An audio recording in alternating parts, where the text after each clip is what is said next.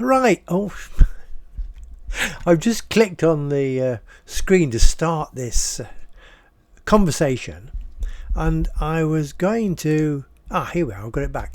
I was looking for the editing software that I use to create these videos, and I'm using it, you see, as a bit of a guide, because I've got some pictures on there and I know roughly what I want to say, what the story is going to be about.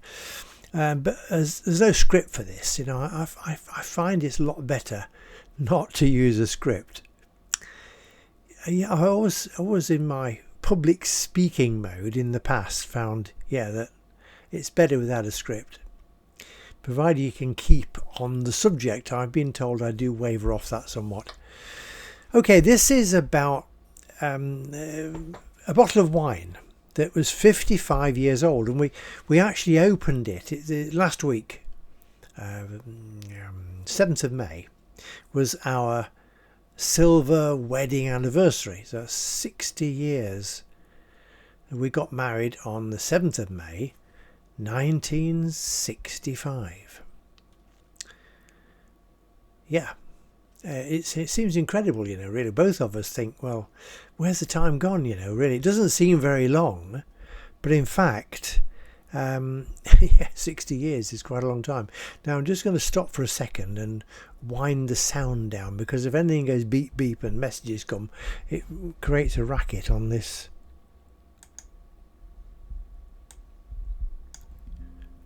Okay, oops, I've lost the. So here we are. Right, so I've just reduced the sound on this input sound. So not you. It's if messages come, it's notifications and things, and it's annoying. Okay, now we lived in New Bolingbroke. It all begins in about 1973-4 in New Bolingbroke, which is just a small village just north of Boston in Lincolnshire, South Lincolnshire, Southish.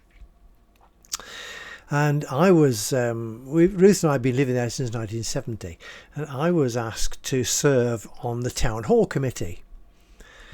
It's a little town. It's a new town, you see. It's New Bolingbroke. You can read more about the history of the town in more podcasts. So it's a new town. It has a town hall. It's not very big. So I served on this committee, and one of the other chaps on the committee was Ivor Bush. Now Ivor's father started a tyre retail business in the village, in the Crescent, which is an amazing crescent of London townhouses stuck in the middle of a village in rural Lincolnshire. That's another story. So Ivor Bush, his father had this tyre retail business, and Ivor carried it on, and in the 1970s, when I knew Ivor, then he had several depots. It wasn't just the one in New Bolingbroke had closed, and he got Stickney. Headquarters was in Horncastle, and there was Louth and Skegness that I knew about, and probably several others. Anyway, Ivor was one of my customers when I worked for Firestone, although he didn't buy a lot from me because he was allied to Goodyear. You see, a major independent tyre dealer had to be allied to a major manufacturer, just one, to get the rebates and discounts through bulk buying. And if you didn't do that and bought just from lots and lots of different suppliers, then you never got sufficient discount to be competitive in the marketplace. It was very important that you bought right, and Ivor was very good at that. I know when his son came to be old enough to start work, he sent his son off to be an accountant. Now that was a really wily move, because if you look at B.A. Bush tyres and all their associated businesses now, you can see what a benefit that was. It's a huge business compared to what it was in the 1970s. Right, Ivor was a friend, and we went round to see him once or twice in the evening, pass an evening, have a glass of wine. And Ivor said, now look, this wine we're drinking now, it's a chap comes round and sells it to you, and he knocks on your door and spend a pleasant hour or two with him and taste his products, and then you can buy them if you want, or you don't have to. He said, I'll send him round. So at this time I was about to leave Firestone. Firestone had, you could see they were about to come to a grisly end. And I was about to leave Firestone and set up in business on my own with a small transport business associated basically with complaint tyres, but also involving what other work I could get. So you can read more about this in the book 3 and all about what happens at New Bolingbroke. So Ivor sent this chap round, and his name was Norbert Stumm. Now, if Norbert is still alive, I'm ever so pleased to hear from him. I know many years ago, I believe, while we were at the horse centre at Northcote, Great Steeping, that we had a young lady come round who said she was Norbert's daughter. I think at that time he was still on the go. Norbert could be a bit older than me, which makes him fairly ancient. But I do hope he's still on the go. Anyway, Norbert came round, ever such a nice chap. And the company he sold wine for was Pieroth, a German company. And so, obviously, it was German wine. Well, then, we had one or two very pleasant evenings. So while I worked for Firestone, then I was quite fairly well off. But when I started on my own, then we had to watch the pennies very much. And so it wasn't until we'd actually got the contract with Unioil to deliver their tyres in the east of England that things looked up again. But anyway, in the meantime, Norbert would come round about once every 6 months, and we'd have a pleasant evening. He'd bring probably 6 bottles of wine to try, and we'd have a little tasting in the house, and we used to buy some. And that's when we started our wine cellar. Now, in Ivy House, below what was our dining room, was a big cellar, brick floor. It used to flood when things got wet. And we set up a wine cellar in there with some clay land drain pipes from Fred Coupland at Carrington. We went up there, and I think I bought the last clay land drain pipes that he had in his yard, because they were moving on to plastics now. And before that, they were all clay, and they laid them in these holes, in these trenches. So we bought, I don't know, a couple hundred of these clay land drain pipes and set up our cav. So this went on for quite some time, and we had several different kinds of wine from Norbert. He taught us a lot about appreciation of wine, even though his was only the German wine. I mean, now I drink 90% French wine because I live in France, and the wine producers are on my doorstep, and you easily get used to what they produce and pick out the ones you prefer. And of course we live close to Saumur, which is a centre of sparkling wine in France, right? It's not champagne. I don't suppose they produce quite as many bottles of champagne as the Champagne region does, but they produce a lot of very, very nice sparkling wine made in the traditional method, champenoise, and it's all around us. White, rosé and red. Beautiful. We have a wine cav here with about 300 or 400 bottles of wine in it, which at my age, Ruth and I decided we've got to start drinking these bottles that we've got laid down before we peg out. Otherwise I would hate to leave all this wine in the cav and not have appreciated it. So I'm getting off the subject again, aren't I? So finish this bit. We don't buy bag-in boxes quite so much as we used to do to drink straight away. We're drinking the wine we've got in the cellar. Okay, back to this wine from Pieroth. One of the wines that Norbert sold us was an ice wine. It's a very, very thick, sweet wine. Well, thickish.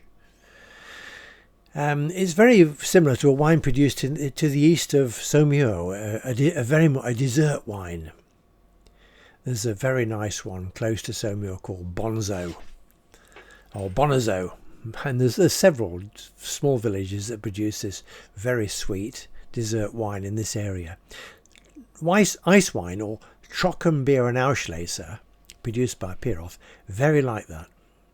Starts its life as a white wine, but it's produced from the grapes that are left on the vines to the very last, and they've got the noble rot on it.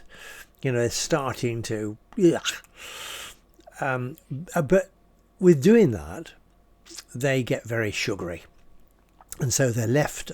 It happens. This is the way they do it in France as well. It's universal. The sweet dessert wines are made from the last white grapes on the vines. They chuck away the bad ones, but the sugary, wrinkly, they don't look very good, but they taste delicious. So this is that bottle of Trockenbeer and Auslese one of those that we bought from Norbert. 74, 75, something like that. And it was made it was 72 vintage, 1972 vintage. Now we decided, as we kept drinking Norbert's wine and it diminished and diminished, this was probably the most expensive wine we ever bought off Norbert. I ought to look up and see how much, I'll do this when I'm editing the video, how much Trockenbeer and Auslese is now a bottle. Ice wine, and I'll make a note of it as I'm doing it. I bet it's quite expensive. The Touet, the dessert wine produced near Saumur is 8 to 15 euros a bottle, depending on where you get it from, maybe more. Some of it very best, so it is very expensive. Oh, and that's just from the producer. That's not from retail shop or even buying in England, where you've got to pay all the import duties and transport and double the price. Right, so we say this, and we thought we'd have it, drink it for one of our anniversaries. And anyway, 50th anniversary, we went and we forgot all about it. Oh, by the way, it was in the cave at Ivy House near Bolingbroke. Okay. Then it was we had a room that we designated as a cave at Northcote. It was in the barn, and it had no windows, and it was all brick and stone. And we moved some of the those clay land drain pipes there, and we had some wine stored in there. And this bottle of Trockenbeer and Auslese was there. Then we moved to France in 2008, and it came here. And it's been in our cave here. So it's lived in caves all the time we've had it, and in constant temperature. So here the cave is about 15 to 18 degrees, 17 on average all the time. It does winter and summer.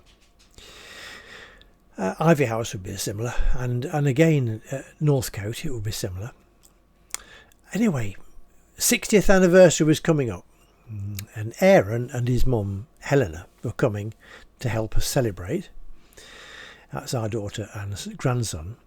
And so we decided we'd have this bottle. So Ruth and I opened it just before they came to make sure the thing, was still some good. It was not, a pointless exercise. I think we opened it on the Sunday before they arrived on the Tuesday. And it was cracking good. I had a job getting the cork out. The cork had been in there for 55 years, maybe 54.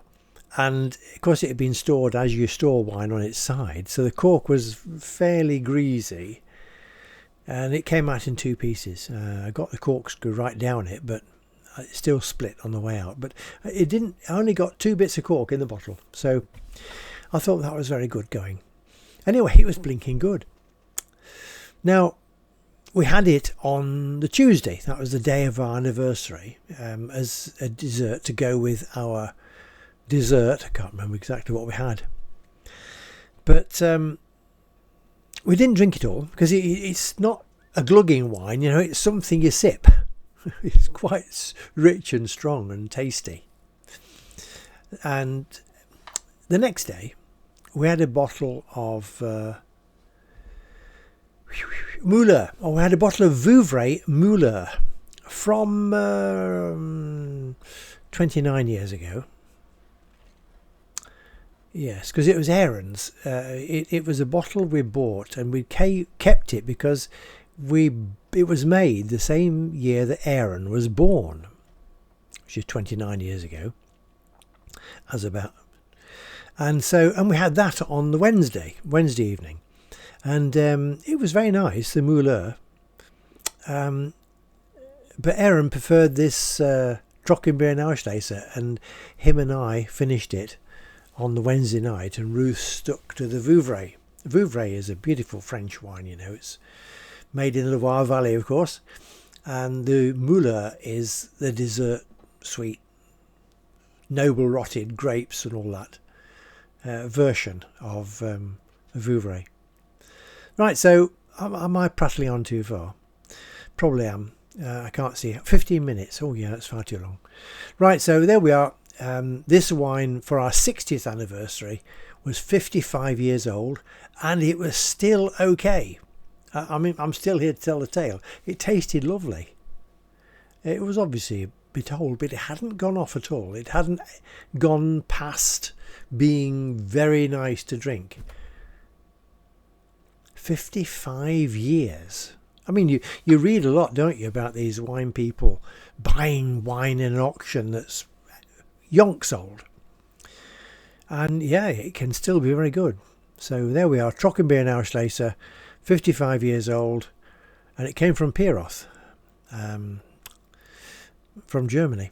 There we are. So it was A-OK. Don't forget, Cracker Books. We're going to put the website address up here. Have a look at Cracker Books' website. On there, there's oodles of stuff to entertain you. Complete books, audio podcasts, and then there's all these videos on YouTube. So I hope you've enjoyed being with us, and until the next time, cheerio!